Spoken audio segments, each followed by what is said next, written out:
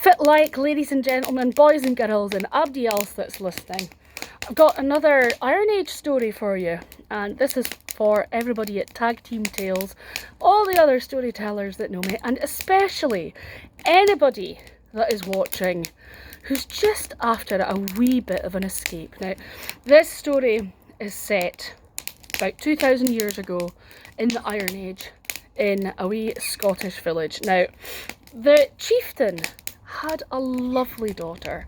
She was beautiful in every way. She sang, her laughter was like the tinkling of bells, and of course she was absolutely stunning, as all chieftains' daughters in stories truly are. Now, it was about time that she got married, and she said to her father, because to be honest, she was a bit of a snob, this one. She said, I will only marry the most perfect man.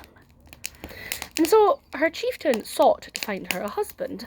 He sought to handfast her with someone from another tribe, maybe the son of a chief or somebody with status. So there was quite a long queue of handsome young gentlemen, but she would find something wrong with each and every one of them.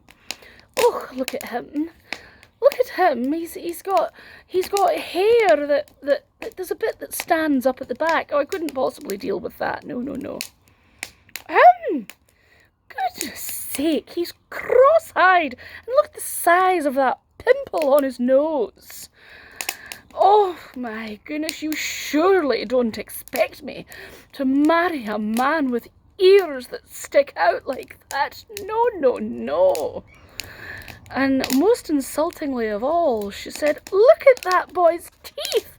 Oh, they are simply horrid. I won't marry anyone like that. Now, this is kind of tough luck, because in the Iron Age, when people made their flour to make their bread, they would get 2 quernstones, which would rub together, break down the corn, the wheat, the barley, whatever they put in. And as that was happening, it would also wear down the stone. So imagine you're eating your bread. It's actually full of lots of tiny bits of stone, and that is going to wear down your teeth. So I don't think anybody had particularly bonny teeth back then.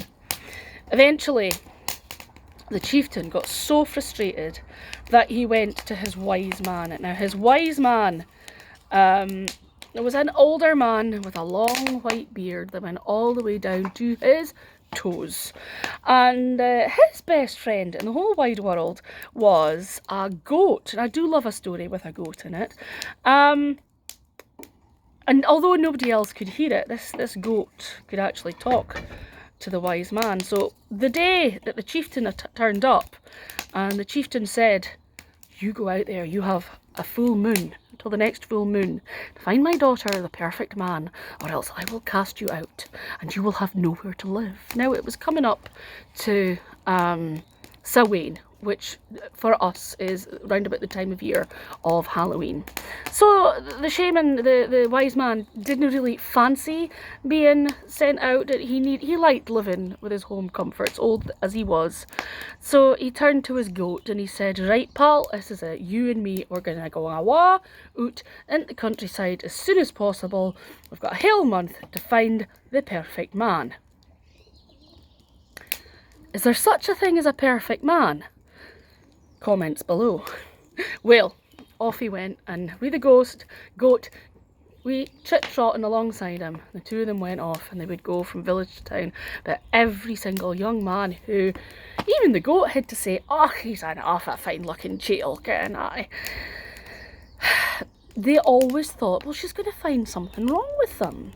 Whether it was a plook or cross eyes or maybe a monobrow, something, maybe a double chin, something that the chieftain's daughter wouldn't like. And, you know, he was gonna lose all his security and his place to live, so he had to find the perfect man. They went to the north and the south and the east and the west, and he found nobody. And then he was sitting. He'd almost come back to their starting point, to the village up the hill. And he was sitting in amongst the people's stone circle. Now, it wasn't the Iron Age folk, it wasn't the who you might call the Celts, the ancient Britons that made the stone circles. They're a lot older than that, but we do think that they were probably used throughout the ages as a place of solitude.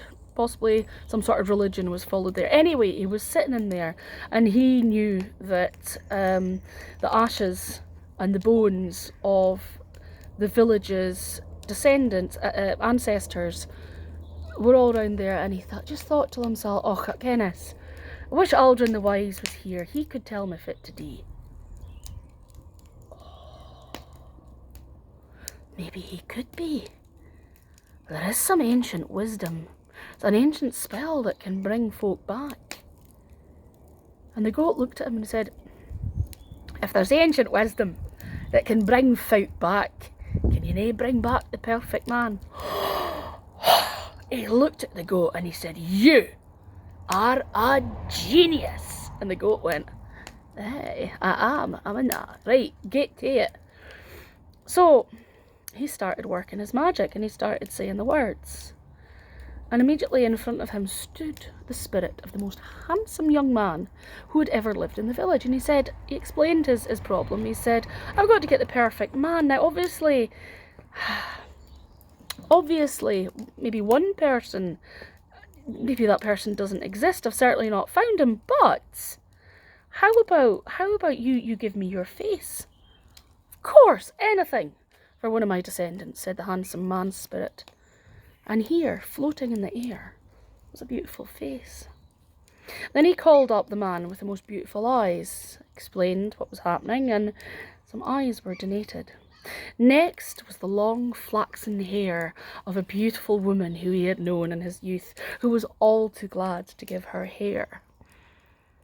The ears, the tongue of a poet, the fingers of a jeweller, the heart of the bravest warrior, the brains of Aldrin, the old wise man that our wise man had known in his youth.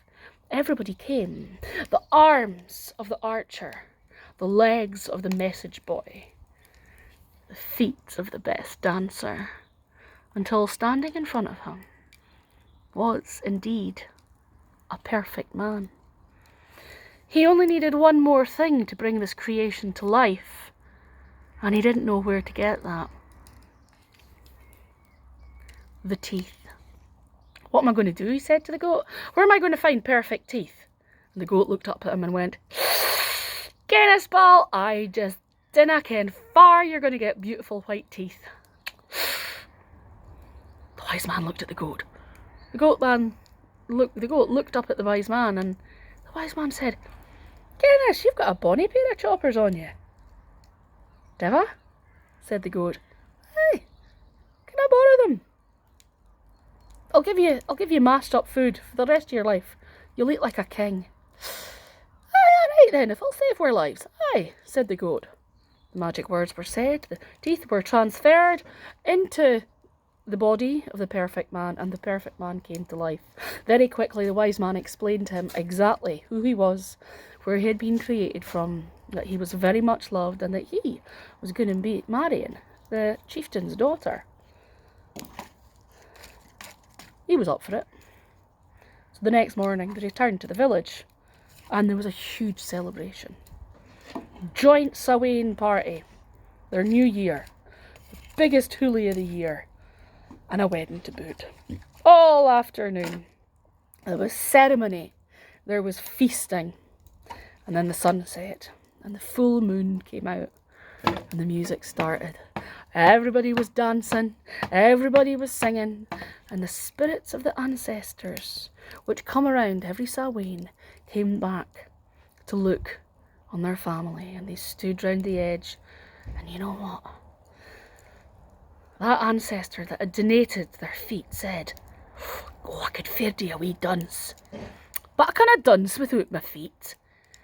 And borrowed back their feet from the perfect man. The next was that beautiful lady who had spotted a rather handsome young live warrior. She took her hair back because you can't chat up somebody without a bonny barnet, you know. The man with the beautiful eyes was next. He wanted to look upon his great-great-great-great-granddaughter. One by one, all of the ancestors wanted to join in this, the biggest party, and they took back their body parts. And the girl who had refused to marry, because nobody was good enough for her, was left horrified, with just a pair of goat's teeth floating in the middle of the air.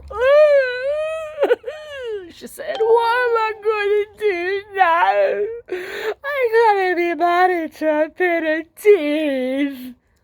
The chieftain said, "That is what you get for turning so many wonderful people down, for seeking for perfection where perfection is not required. There's only the teeth left. Maybe the owner of those perfect teeth will marry you." Well, said the wise man, "I don't know, you'd have to ask him." "Why has the ancestor not come back to claim his teeth?" said the chieftain. "Oh, wasn't he an ancestor? Nobody in our tribe has ever had bonny teeth. They belong to my goat." And he looked to the goat, and the goat said, he said to the goat, "Oh, what do you think? Would you like to marry the princess?" And the princess looked at the goat, horrified, and the chieftain said, "What a brilliant idea." Everybody stopped. Everybody looked at the goat, who had by now got his proper teeth in, and he said, "Maybe's aye," he said. "You see, I've always wanted to hae kids." And that is the story of the goat with the beautiful teeth and his ever so fussy bride. Thank you very much. Stay tuned for more stories. Go over to Tag Team Tales, and I would also like you to know about another place called World Storytelling Cafe, where there's a myriad of storytellers around the world, and I'm very proud to be one of them. Thank you very much, everybody, and we'll see you again soon for another story. Ta-ta!